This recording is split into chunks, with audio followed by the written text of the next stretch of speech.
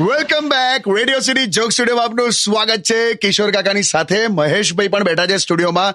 મહેશભાઈ ગામડે જવાના છે, તો મહેશભાઈ એમ કહું છું કે હવે આ વખતે તમે જાઓ ને ગામડે તો હવે લગ્નનું પતાવી જ દો.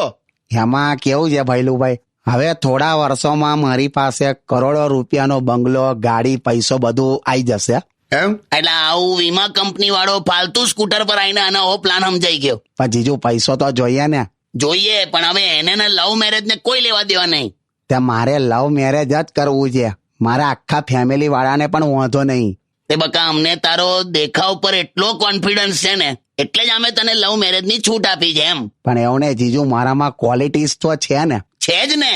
અમને પરસેવો થાય તો અમને પાણી નીકળે, તને ડામર નીકળે છે. બે યાર તો અસેલા મહેશલા તું શું પણ લગન કરે છે?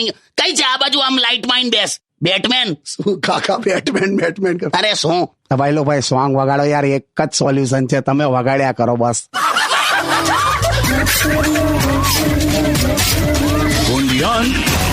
Radio City.